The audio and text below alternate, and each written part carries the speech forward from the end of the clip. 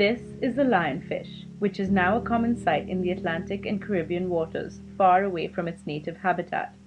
Humans have turned the lionfish into an invasive species, which is a species whose population grows and spreads rapidly, causing interruptions to normal ecosystem interactions. They can be native, but more commonly are exotic species introduced to an ecosystem by humans. There's a ton of non-native species that people see every day that they don't even realize are non-native. So how did this come to be, and what can we do to prevent this from happening again? Lionfish are indigenous to environments in the Indian Ocean off the coasts of Eastern Africa, Indonesia, India, and Australia. In its native range, the lionfish live over coral, sand, and hard-bottom substrates. So how did they get from one side of the world to the other? There is evidence that the lionfish was introduced to the Atlantic by the aquarium trade. They may have been released into the ocean intentionally or by accident. The first documented introduction of lionfish occurred in Biscayne Bay, Florida in 1992, when a hurricane broke a beachside aquarium and released several into the ocean. Since then, the population has dispersed north from the Florida Atlantic coast up to North Carolina, as well as south throughout the Caribbean.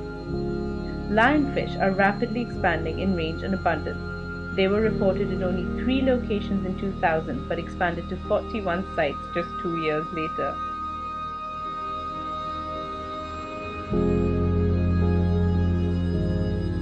Humans are largely responsible for the spread of lionfish as an invasive species. What change in human behavior could have prevented their introduction?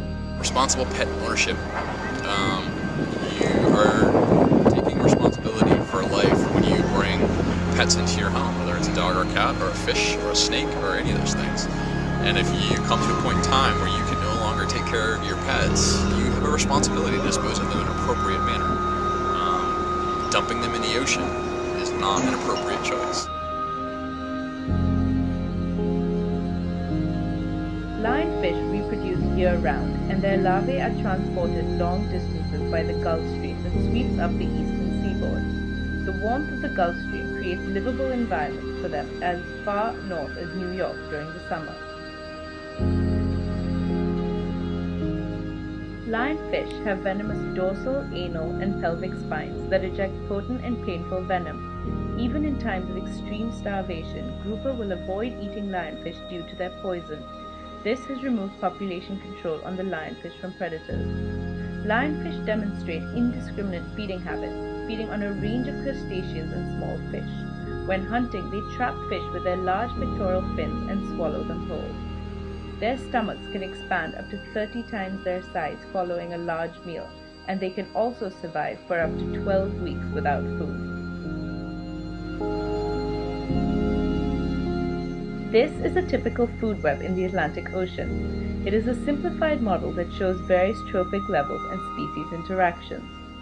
Lionfish have been artificially inserted into this ecosystem. Their predatory actions are devastating populations of other indigenous marine species in the Atlantic Ocean and are severely disrupting the existing food web. My perception of what the biggest threats are is going to be a reduction in fish recruitment in the areas where they are introduced. The fish in the Caribbean and Atlantic Basin don't recognize lionfish as a predator, and larger predators don't recognize lionfish as a food item. So it's highly likely that they are going to eat a lot.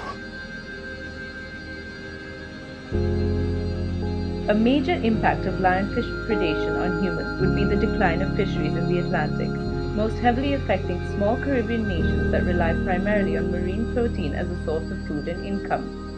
Revenues from marine ecotourism could potentially decrease as tourists will not want to visit a lionfish invaded reef that has few other species.